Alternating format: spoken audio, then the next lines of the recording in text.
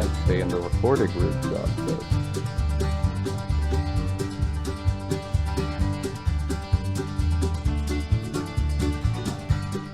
Y'all, welcome back to Kentucky Fried Wargaming, where two guys who aren't qualified to talk about anything decide to talk about a game with hard math and chance. I'm Joe. And I'm John. And on this episode, we're just gonna try to help everyone have a better time with the hobby, which we do every week, but this time we mean it literally. Because we're gonna pivot from sort of talking about specific games today, and instead talk about That's My Cat. Please forgive me. John demanded that she be in this room. We're gonna instead talk about painting, and specifically, painting boldly.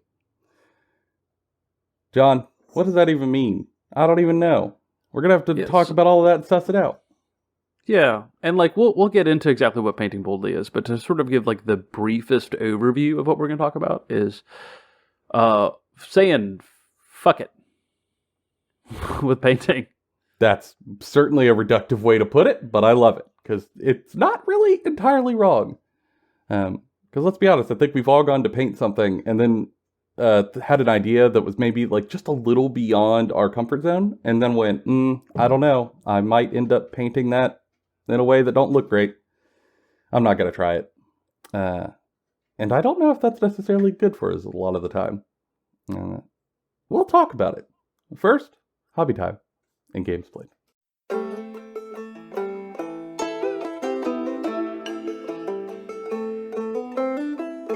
All right, John, what you been up to?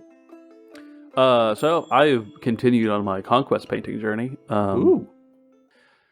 Warbred, Blooded, Hunting Pack, and Apex Predator, all done. Nice. Next up on the docket is Chieftain, Slingers, more Blooded, more Braves. And then I'm going to pick up some Chosen to Conquest, and I will be getting to 2K Wadroon pretty quickly. That's a lot of boys. That's a lot of boy. It's a lot of, every unit is at least 12 models, and so it's just a lot of boy. Yeah.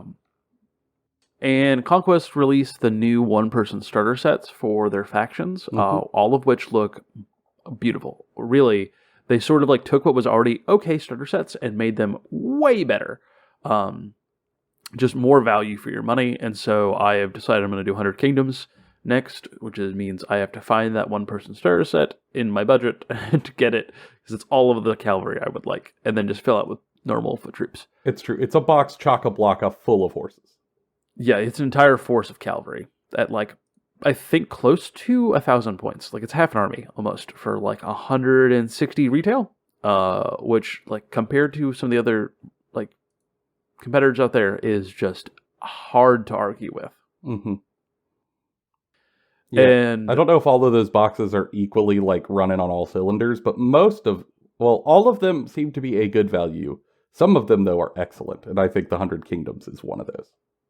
Yeah, and I think after this next weekend where we're going to be doing our 1,500 point Conquest Day, after that I think I'm going to try to paint a Manticore, a Chaos Sorcerer on Manticore, for Sleep of Darkness. Just paint up a big monster before Big Joe HammerCon and just get ready to play a bunch of games at AOS, probably for the last time before 4th edition. At least in a big way. Yeah. Because there is that thing where new edition's coming. I don't know if I really want to play a ton of the current one then. It happens. And playing a game I played recently was Cruel Boys versus Fleshier Courts, which we'll talk about. We both played in the same game. And Cruel Boys were very fun, and I really enjoy them, but I was playing them and going, wow, I can't play this against new people. It's rough. There's one way of playing this army, and that's mortal wound shooting, and that mortal wound shooting against new people just is not going to show them any of the fundamentals of the game. It's going to feel uninteractive, and it's going to feel why? This is supposed to be melee fight game, and you're just shooting me with crossbows from a billion yards away. And so I'm just switching to Slaves of Darkness for Joe HammerCon, and I still love the Cruel Boys, still going to keep painting them, but I think I'm waiting for more units to add diversity. And I could do Big Wall, and I probably will end up doing Big Wall in the future, depending on what the release for Cruel Boys looks like. But we'll see. Yeah. Truly. It's tough, especially for the February event, where the whole point is to help people get on board if they don't know a lot about it yet. Yeah, like we have like 4 new people at this event. Like, And when that's the case, you kind of got to look at your armies differently and through a different lens. And like shooting is good to show them. That's great. But mortal wound shooting in that number, that's rough. Because you just sort of be like, okay, you shoot me. Now I make these armor saves things, right? That's what you told me to do. Actually, in this case, you just eat 12 wounds, and there's nothing you're going to do to interact with it because you don't have ward saves. yeah. And now I'm going to do that with 3 more units. That's kind of poopy if you don't know how to handle it, and it doesn't show the progression and resolution of most combats. Yeah, and especially because we're custom building our own battle pack for this, because the current battle pack of like the winter magic wizards, like Blizzard wizards, is just really complicated for new folks. So we've made a very streamlined, like new person friendly battle pack to play, and I think that also kind of lends towards playing fundamentalist factions if you're a more experienced player, or something that you yourself are newer to, like Lizardmen have just a breadth of options. So, like, our buddy Travis is going to play Lizardman, and he just can learn the Force in a more fundamental experience instead of like, oh wow, this edge case Q list versus all comers are going to kind of feel weird. So yeah, and like to his credit, he's avoiding the big mortal wound bomb spam Seraphon list that's out there right now, because again, for the same reason, it's not representative to help folks. And he's following his inspiration by just going like, I like dinosaurs. I'm taking dinosaurs. Make it work. And in a newbie environment, that's perfect. That's the vibe. That's the vibe. It's actually why I jumped from Lumineth, which was what I was going to play to this, to playing Flesh Eater Courts. It's going to be more work for me. And honestly, I think the Lumineth are weaker from like a power standpoint, as wibbly as that gets. But it's hard if you are new to understand what the hell I'm doing as I go, all right, it's my hero phase, and then you watch me conduct an orchestra every single hero phase as I cast 9 or 10 layered buff spells and like hero abilities, and synergy start to proc, and then like I hit you for a bajillion damage with a hammer. While it isn't necessarily as powerful, you're going to look at that and go, what the hell?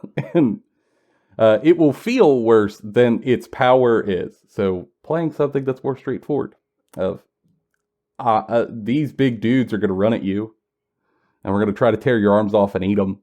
And that's the plan. That's the plan. Some of them dudes are going to kill them, and we're going to stand back up. But not too many of them, because I'm avoiding the really, really rough options.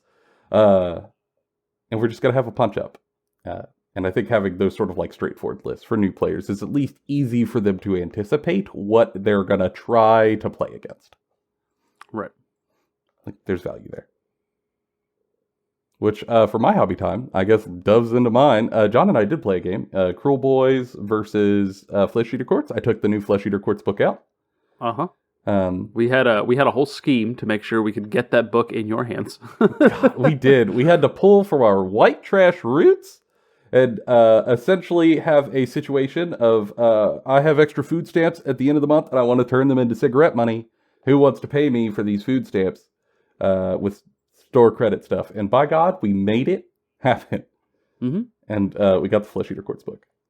Yeah, and like, not to super shill a thing, but like that Flesh Eater Courts book is a hell of a lore like journey. Like we can go into that later, like on another episode. But wow, like just experiencing reading that book like concurrently with you was just like, wow, that's fascinating. What a design.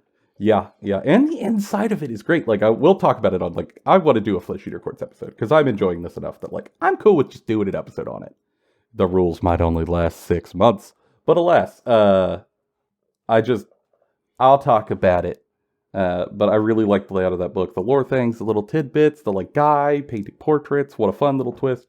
But yeah, we wanted to take that out and me learn a new iteration of a faction I've had since first edition. And then John learn a new faction and fight it out. And I ended up winning on points.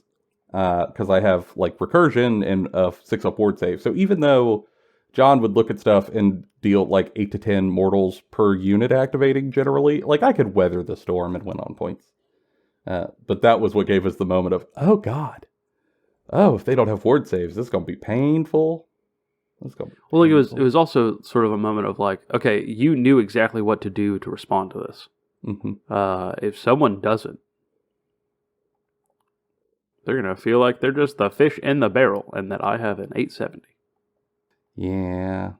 Yeah, if you don't have the game sense to know, okay, he's throwing a bunch of mortal wounds at me, but it's all from shooting. Okay, he's not going to want to get those onto an objective. I'm going to dogpile the objectives. Just going to dogpile them. And he's going to send forward some like little screen nobodies to try to take it, kill those, and ride out the storm. It's going to be painful. It's going to feel weird, but you're going to win.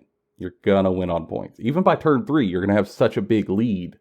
You're going to win on points, or he's going to have to risk his shooty units to get in melee to get points.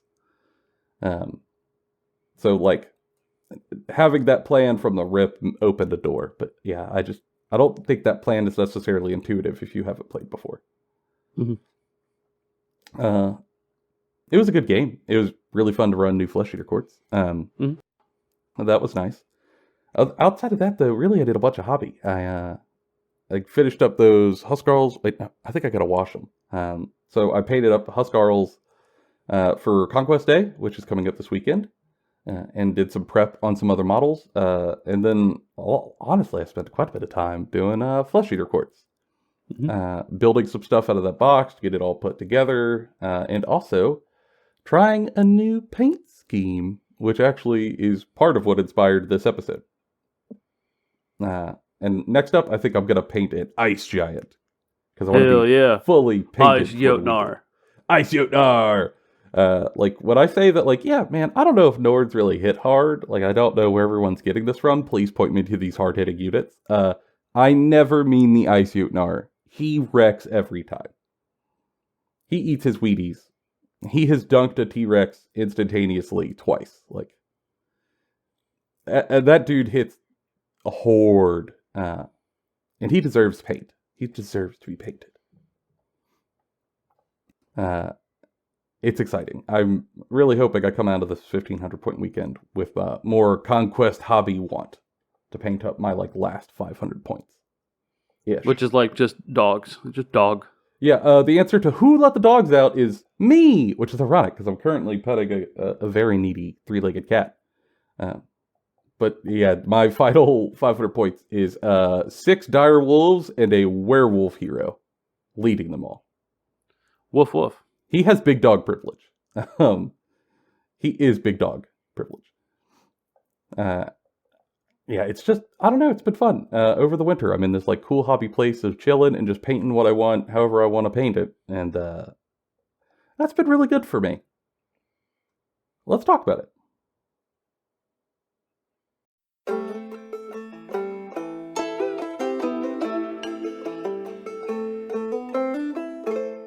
All right, John, if we're going to do this, I think, much like with many of our episodes, we've got to go back.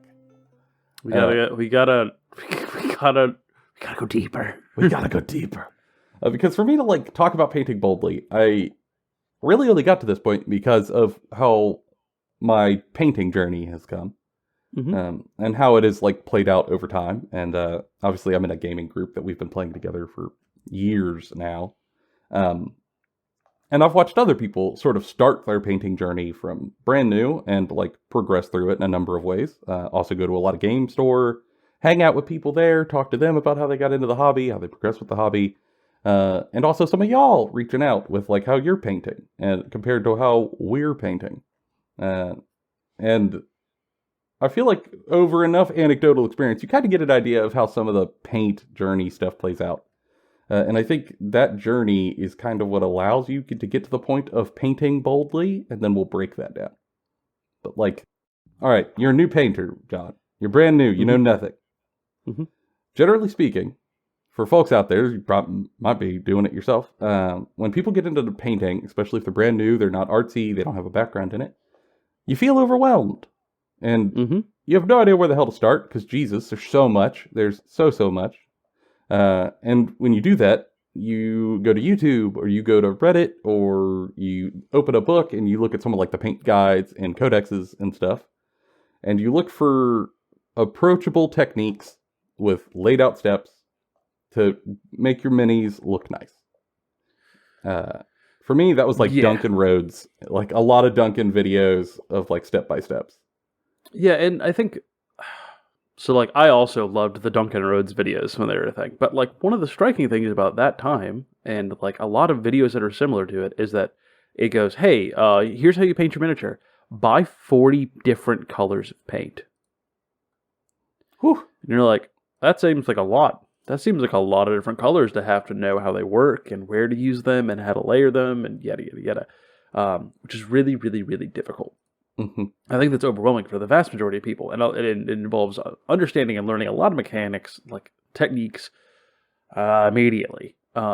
Compared to something like Slap Chop, which is why like Slap Chop is so popular and I think is a great entry point. And for some people, just going to be the way they paint all of their miniatures forever for getting armies done. That's perfectly fine. Like, that's awesome, right? Yeah, the key here is that these are approachable paint schemes. That doesn't mean they're bad paint schemes or that they are like noobish paint schemes, as some people like refer to them on the internet. They're highly effective. It's just they're less intimidating. And that's where most people end up going when they start. And the goal is to paint your miniatures. Like, if you only want to go that far, just go that far, right? Like, just paint where you want to.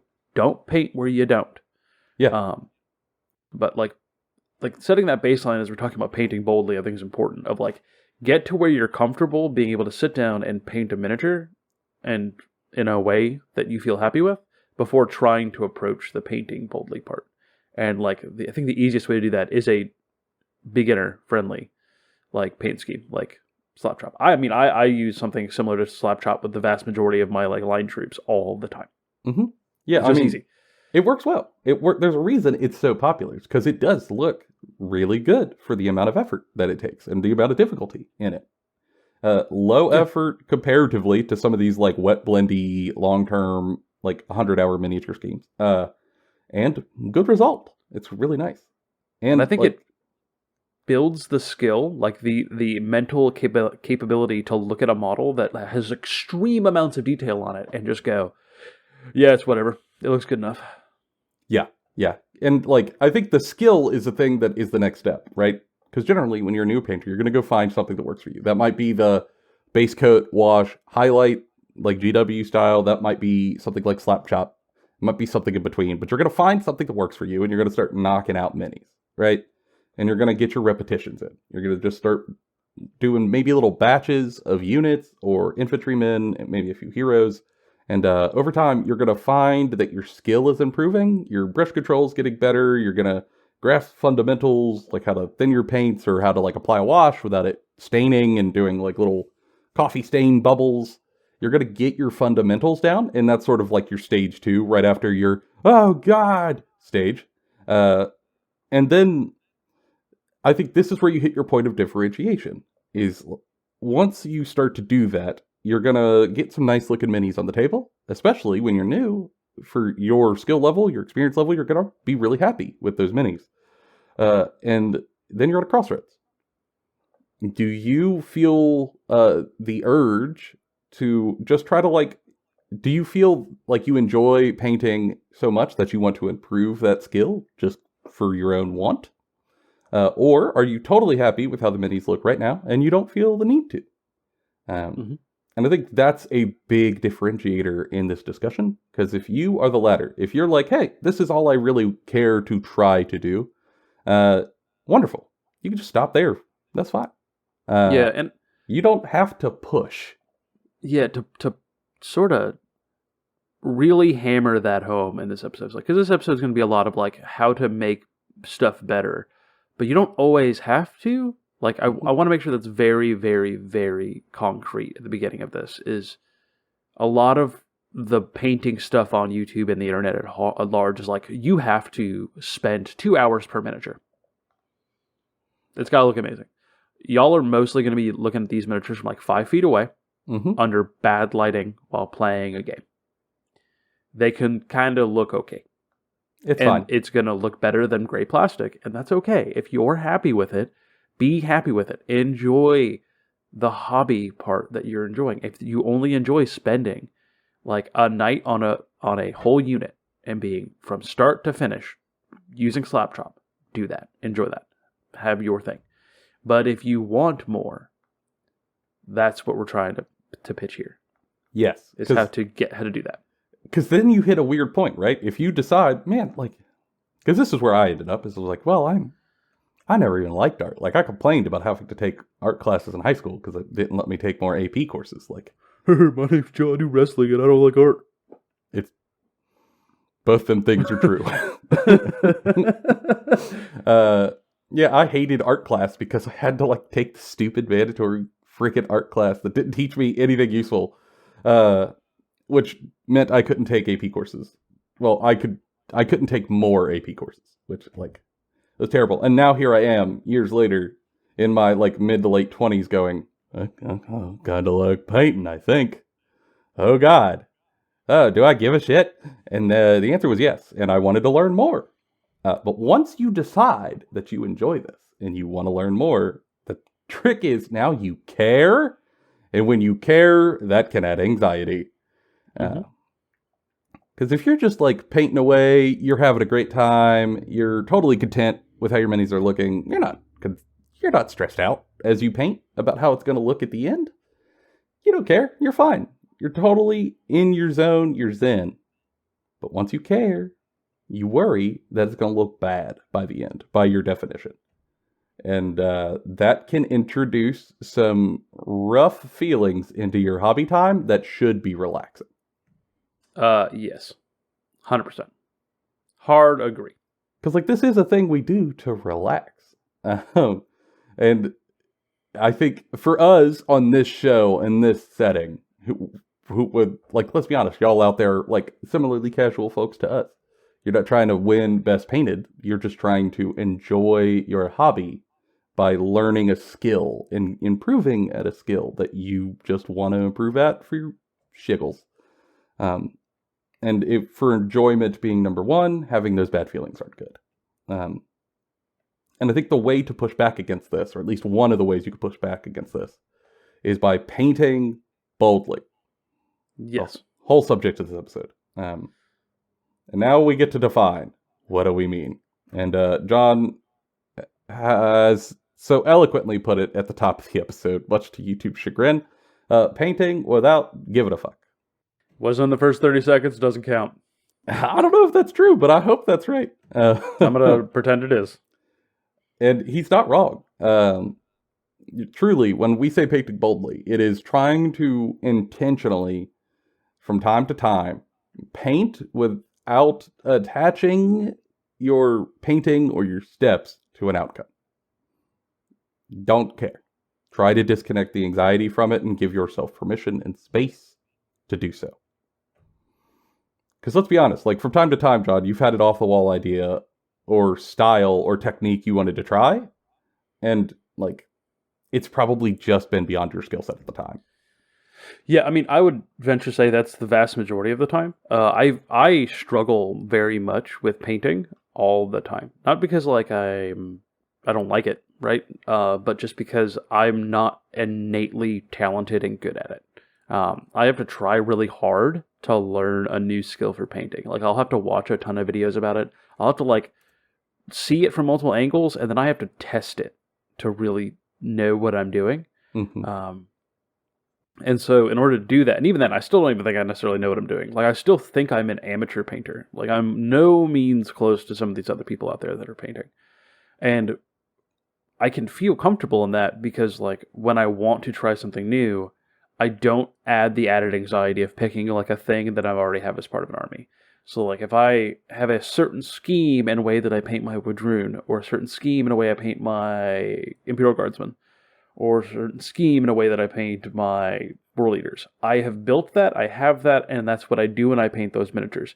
When I want to learn something new, I pick something else, right? Like I'll print a test model for a faction if I want to do something new with that faction, or I will print a entirely bespoke model to just do. to do it with. And just see how it goes.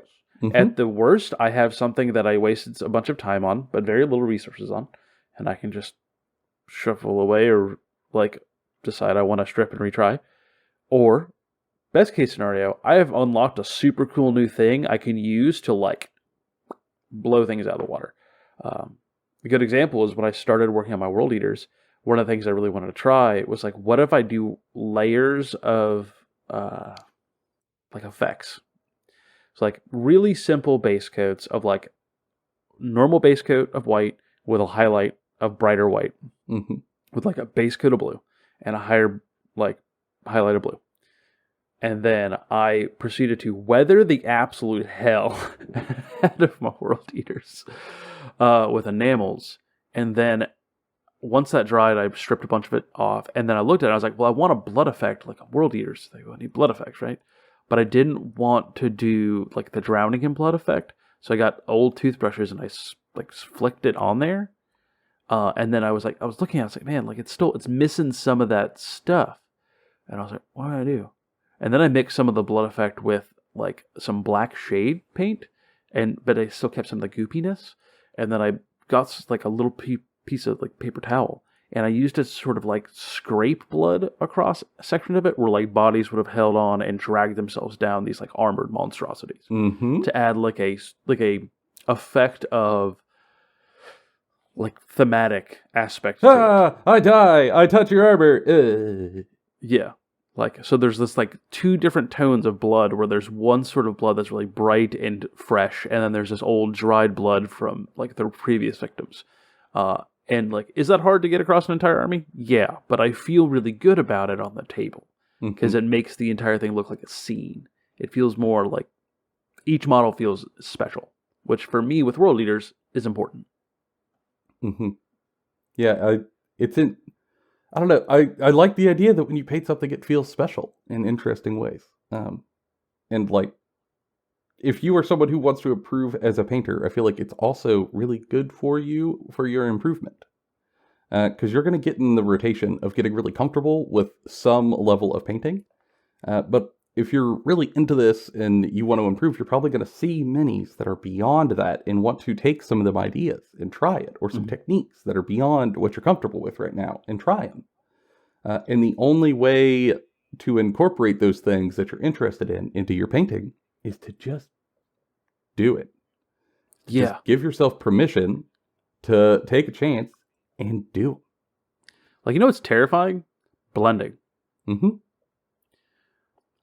I didn't learn how to do blending until I just looked at a model and went, I'm just going to do it.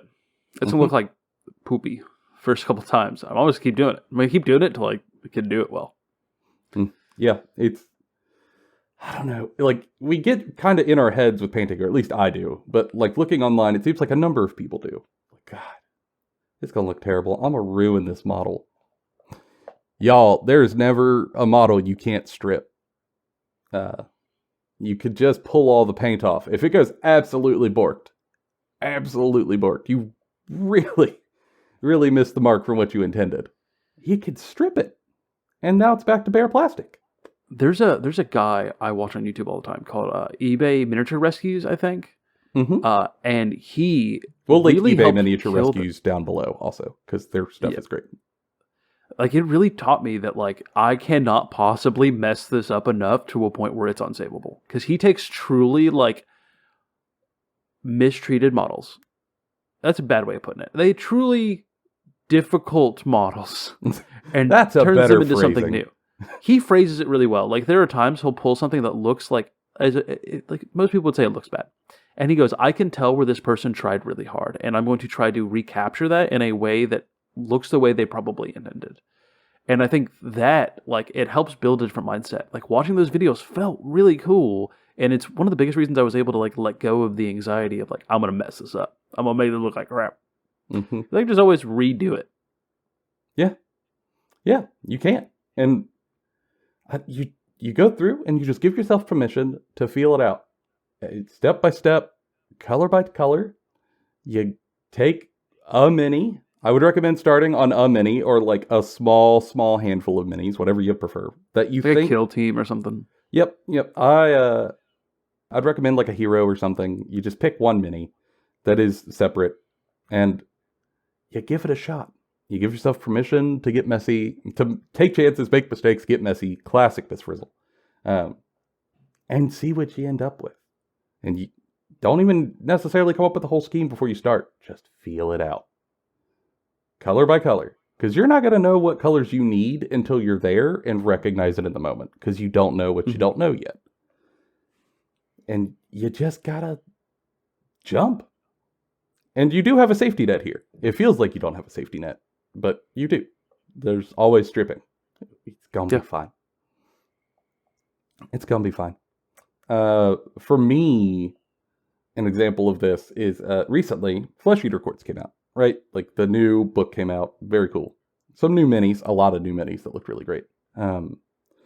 And I wanted to get back into that army because I've had Flesh Eater Quartz models sitting in my closet since first edition Age of Sigmar. Long time sitting and waiting for a book that really like felt right for me. And the book was here, and I was excited to play them, but the paint scheme, my old one wasn't clicking for me anymore. There was room for improvement. It was, it was efficient for where I was at, but I looked at them and went, it's missing a little pizzazz. You know what I mean? That bit of inspiration that makes them fun and compelling as a project. The thematic feeling. Yeah, they needed a little theming. They needed a little fun. They needed a little flavor. So I don't know, like I thought on it for a while, and one of the things I've always wanted to do is play with OSL effects. It's short for object source lighting. We'll put a picture up. And like obviously when done by incredible pro painters, it's gorgeous. It's really, really gorgeous. You get like a mini in sort of like a dark shadowed night, and they're like holding a torch up to look through the gloom, and then all of the mini is sort of lit off of this torch, and then the implied shadows around them. And it's wonderful, wonderful. I saw a Go Trek that I'll probably be the one I put up that was just like, is the thing that really kicked this idea off for me.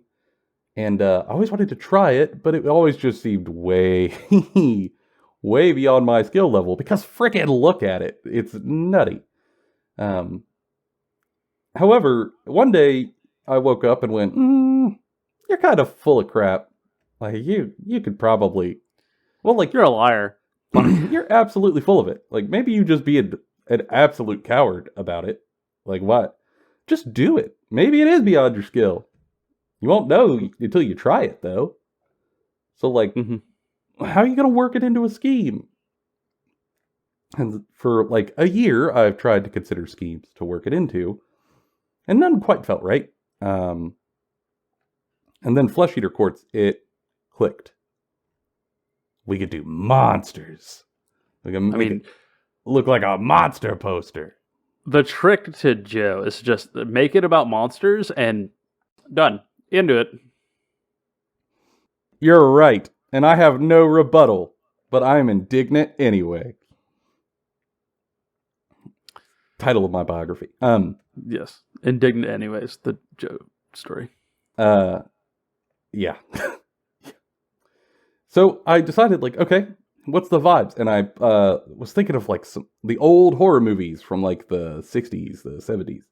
And, like, they do the cel-shaded colors of, like, blue from above and then ominous underlighting. And stuff starts clicking. Oh, I could do mostly in shadow and then play with some black shadows. And then... Okay, that could be cool. That could be cool. I could also push my highlights a lot to make them very dramatic and make them pop on the table. And then I started testing it and realized the black shadows don't translate well. But the blue was looking really good. I started on just a 3-man squad of Crypt Horrors. They're like 3 big dudes. They're very elite. It's not a lot of minis. But it gives you a chance to see a small unit together side by side. And I realized, okay, this blue is looking good. The blue's looking good. I did like a 4-color workup, and the last layer was like these brush highlights that are very, very dramatic. Cool. But the black's not reading as black. The black is just looking unpainted. Okay, so I got to replace that with something. What can I do? Okay, for the cell shaded, a lot of times they use red to imply like menace and make it dramatic. Okay, so let's maybe lean from realistic and let's instead push to dramatic. That's my wife's idea. Yep. Just like be the drama about it, which is always her answer to most things, and I love that. So took it, pushed it hard. Realism to the wind. So now these like horrible vampiric monsters have underglow, essentially, of this menacing red coming up from behind them, from underneath them, from up under their chest, under their chins. And very quickly, well, damn! Now they kind of started looking a little spooky. And it clicked. Here's the scheme happening. Hello, Marty. Yeah, like it looks very much similar to, like, they don't look like they belong on a battlefield. They look like they belong on a movie poster at a movie theater, which I think is really cool. And being a person who has played across the table with them, like, the lighting in the place where we play makes it look even more menacing. Like, when you look at it across the table, it looks like a composed art piece, not like individual models, which I think oftentimes our models all just look like individual models because they are. Like, we paint them as individuals, where you're painting these as collective, and it just comes off differently. It's sort of like looking out at a horde of monsters coming to like attack the last stand, and you can't tell the details of all of them, but you can feel the menace of its entity itself, which is it's encroaching. Awesome. Yeah. It's a thing that you often see with Tyranids too. Like, you see Tyranid people, like people who paint Tyranids do something similar. And I think it looks really well done on like Flesh Eater courts or like undead styled things. And then I got the idea to like, oh, well, like, okay, there's some of red underlighting. Maybe I use that to play with it. Maybe I use that to like make it like a force art piece, like John said. Maybe I'll use red not only as like a sign of menace or danger, but also I'll play with the red as a sign of like a little nod to the lore. But like some of these guys have more blood from their Archregent Vampire King that makes them more powerful, and some of them have very little blood, so they have very little power. So like the ghouls, who have like almost no vampiric blood in them, they're just gangly dudes. Okay, very, very little red. The big beefy knights, more red. Okay, now the heroes, I'm going to add more shades of red in red highlights. I'm going to push the red. The red's going to be more dramatic. So when they're all standing together, it looks like the red is emanating from the heroes.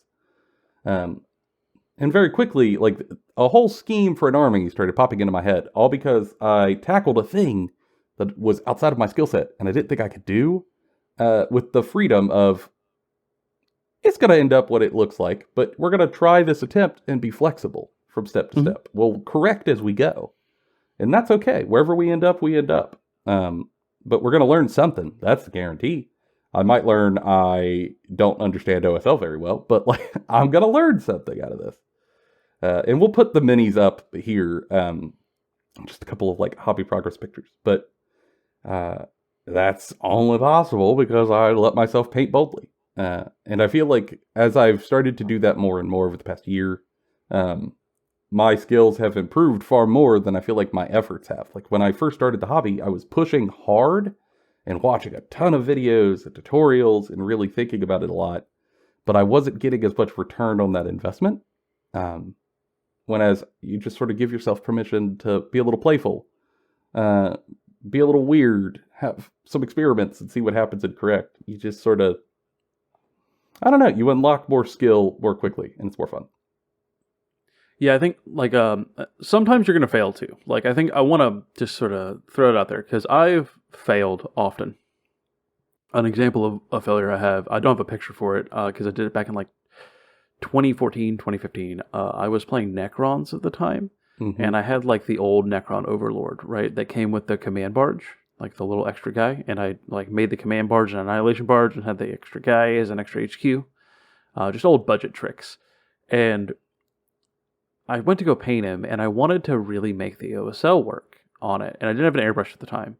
So my idea was, like, paint all of, like, the normal base coats with some highlights, and then shade the whole thing with, like, Null oil, because it's a robot, right? So I did all that, and it looked okay. And then I painted, like, the War Scythe green, and it looked pretty okay. And I was like, okay, I'm going to OSL. And then I proceeded to dry brush heavily everything with green. Whew. And it just looked weird. Like, it looked bad. It looked like I just took the entire thing and just went, what if all the highlight colors were bright neon green for steel and purple? Like, deep purple. There was no, like, blending. There was no gradient. There was no, like, anything. It just looked bad. And I looked at it and I was like, wow, that sucks. I'm not going to do that again. And I ended up stripping the model, like, and just trying to restart and do a different style. But, like, it taught me how that's not the approach at all. And so instead, I later on tried to do it with an airbrush and, like, with some plasma, like, guns. And it looked way better because I learned that the gradient is what makes that work. Like, the blending is what makes that come off as OSL and not just, like, the colors themselves. Yeah, which, like, you're not going to really see until you see it. Yeah. And I think, for me, that is like the second big benefit of painting boldly, is when you are giving yourself permission to try a technique or a scheme that's, like, outside of your comfort zone. When you get to the end of that project, you get a chance to stop and sort of walk away from it from a day or two, come back and look at it. And then practice looking at this mini and comparing it to your expectations in your head, or maybe some other inspirations you have seen, and ask yourself, does it look similar to what I imagined? Mm-hmm. If so, am I actually happy that it looks a little different? Do I like this? Do I not? Why in either direction? And then what could you do differently on it for your next minis? If you wanted to, like, apply that skill to an army or just any other model, what could I improve here? And for me, the process of getting to the end and sort of, like, taking inventory of how I felt about it, what could I improve on, what did I like, has helped me to build my toolbox over time, sort of organically. Yeah, and a huge step for me personally while doing this as well, to share more anecdotes, is just being able to look at miniatures and deciding if I went hard enough or not. As I often find myself sort of, like, falling back into comfortable paint schemes that are just easy, right? Like, because they're not risky. And sometimes I'll try something new and realize I didn't try hard enough. Like, I didn't take a big enough risk, and I'm unhappy with that because of that. And I'll look at it and go, wow, I need to go riskier. I need to try to push myself harder to get to a further point. Yeah, because it's your hobby. You want to try to, like, push your boundaries a little to feel good about yourself. Not for anyone else's determinations, but your own. Yeah, and so, like, I think that's also an important skill when doing this, right? Like, if you go into going, I'm going to paint boldly, I'm going to follow these two chuckle fucks advice, and I'm going to say fuck it. And you go into it, and you're perfectly okay with stuff like looking how it currently looks, and you don't want to improve, well, then you're not going to go hard. But if you want to improve, accepting that, like, you're going to have to look at some of your stuff and critique it a little bit harder and just be like, I'm not happy with this, and here's why. If you just look at your model sometimes and go, I'm not happy with this, and don't know why, that's probably the first step, is to try to look at your models and go, why though? Like, why am I not happy with it? Mm-hmm. And, like, and the answer can't just be because it don't look good enough. Like, for me, oftentimes it was like, well, you're not spending enough time on the detail highlights. Like, you're not getting the lighting right. You're not getting these actual color blends right. Like, the individual components are things that I needed to acknowledge within myself of, like, these are my failure points. Mm-hmm. This is what I need to improve on. And then, like, that led to me printing, like, 4 or 5 different models and then taking each of those things I didn't like and trying really hard at it on that model and then trying really hard on the next one, and broke it down into multiple little projects so that I didn't get overwhelmed. Yeah, you're trying stuff in a very targeted way, which is good. Almost like a challenge. I did that once with Fire Slayers, because when I first got into painting, one of the things that terrified me is skin tones. Just horrified at the concept of having to do skin tones. Please, only Space Marines, only with helmets. Yeah, it's definitely for my immersion. It's not because I don't want to learn how to paint skin tones. It's definitely because I've watched Gears of War, like, replays constantly. Mm-hmm. Yeah. And eventually I just sort of went, you're going to learn how to paint skin tones. So I started painting Fire Slayers, where they are mostly naked baby men who have a lot of skin tones. That is the one constant in all of those minis. And that little project was to force me to get good at skin tones. For me, it was armor paneling on tanks and stuff. Mm-hmm. I was scared of it because like it's so easy to have like streaky paint or like have not good base level on tanks. Cane realization, airbrush makes that so much easier. You have to thin it so right, otherwise it's gonna be streaky mess. Yeah, but really, what sells it more, right? If you just base coat an entire tank blue, it's just gonna look blue. It doesn't look like a tank. But if you base coat an entire thing and then wash it, it'll look good. But if you just throw a wash over the whole fucking thing, it's gonna look weird. Mm-hmm. I have found the most pleasant thing possible for me has been base coat whatever I want the color to be, do all the details up the way that I want it to, except that it's going to be in the what we effectively call the bad stage, or the poo-poo stage, where it just looks bad until you get to the end of the process. And then I enamel wash like every guard tank I have, and then I pull out the weathering of where it would take like gunshots, or like where the treads would be rubbing, or where like stuff would happen, so that it looks like it's dirty and grimy, but underneath all of that is blue. And it looked really good. I was really happy with it. Yeah, it punches it up a little. Yeah. Like, I hate to be the guy who's just like, enable wash everything, but like, it changed a lot of the hobby for me. It made me feel like I can look past some of this because I can just like enamel wash to frame it all together. Mm-hmm. It's a nice way to unify stuff and give them a dusty look.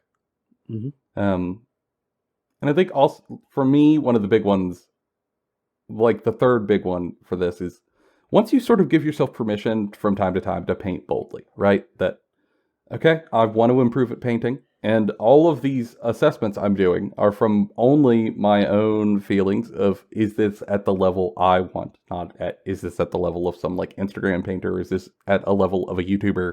Is this at the level for me and my skills? Am I happy with my level of painting?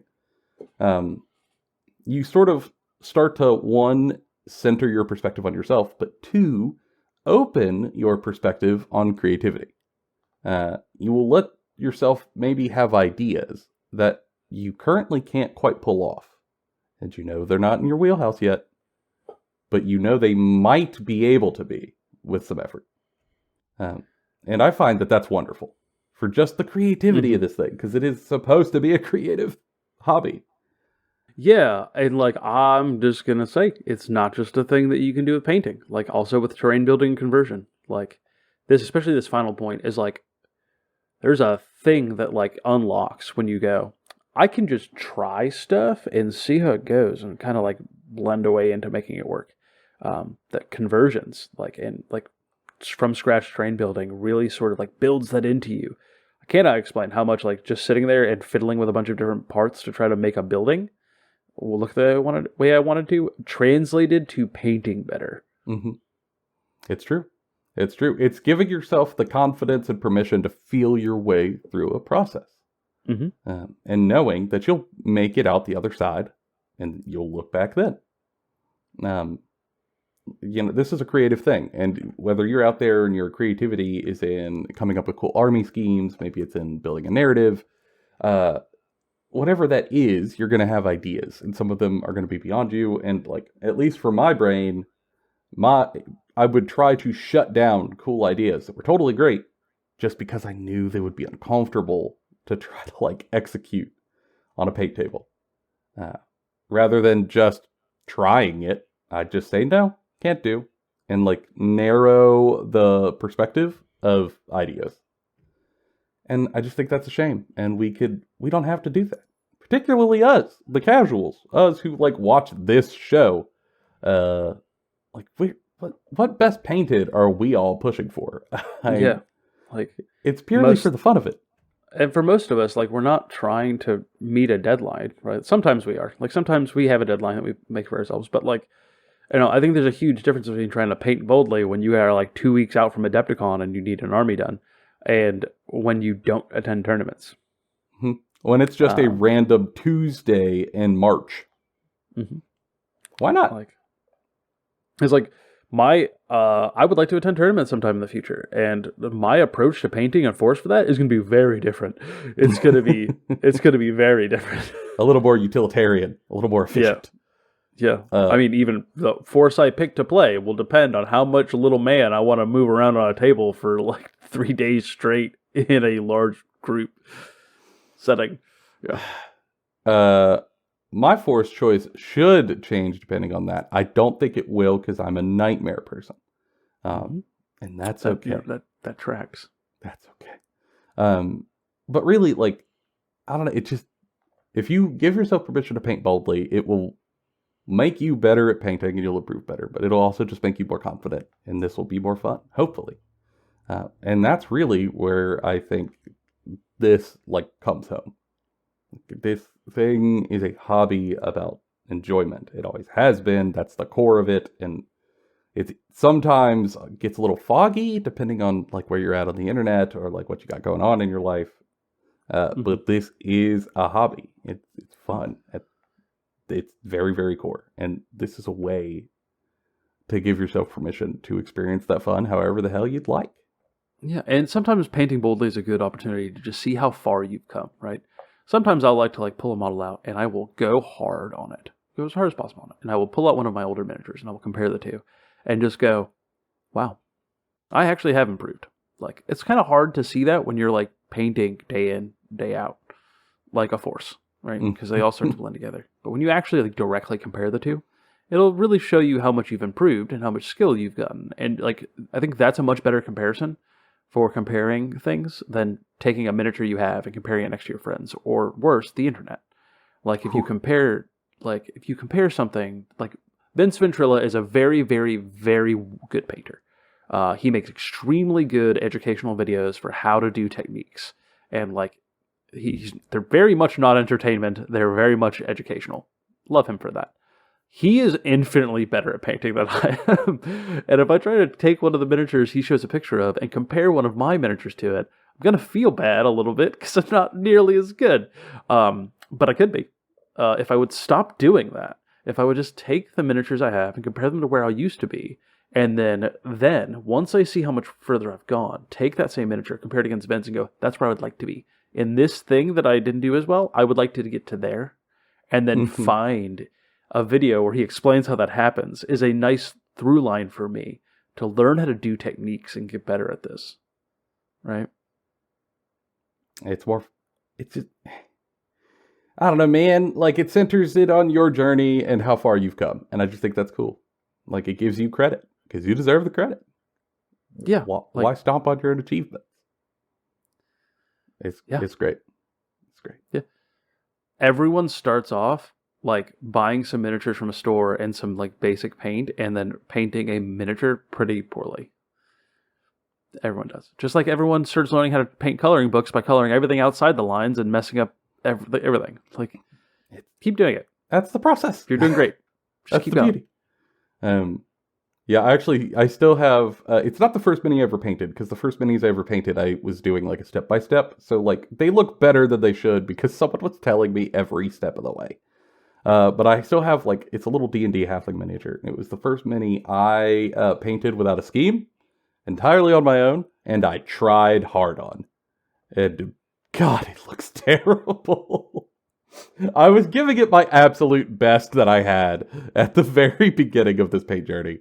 What I had to give was not a lot, objectively speaking, but I gave everything I had. And I will never strip that little halfling miniature. I will keep it forever. It's super cool. And it's just fun to put it next to like the Flesh Eater Court stuff and look at them side by side. I'm also just going to like out Joe real quick about this. He brings it to like every D&D game I run.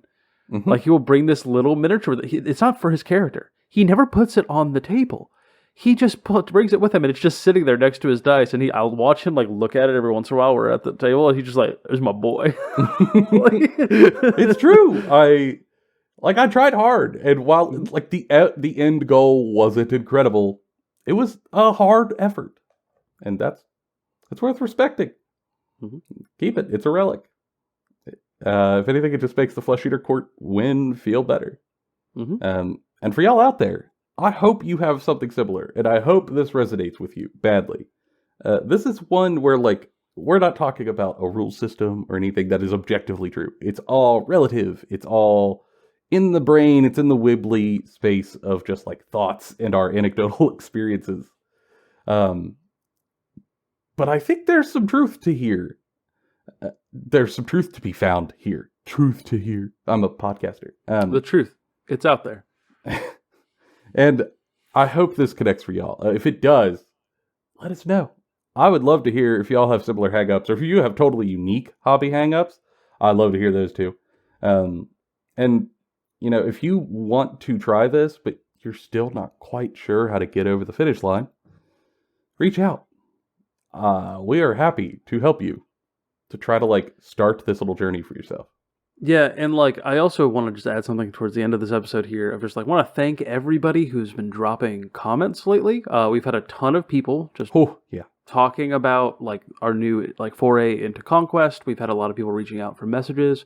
We've just had a lot of interaction from you guys, and like it feels really good. It feels really good to be like pretty small guys in like the big content creation pool. And we're not trying to get like huge numbers. We're just trying to like talk and do stuff. And it's just nice to get some interaction from you guys. So if you have been one of those people, thank you. If you are just liking videos, also thank you. If you don't ever comment anything and you just like watch it, thank you for being here. It's a good time. I hope you stay around. We appreciate the little reminders that we're not just alone in a room talking to a wall with my cat. It's great. And we've got some more episode ideas in the works. Some more lure videos that we're working on behind the scenes, and essentially just trying to lay out a fun, interesting experience for the year. For now, that's been all of our opinions, bona fide and Kentucky Fried. We'll see y'all in the next one.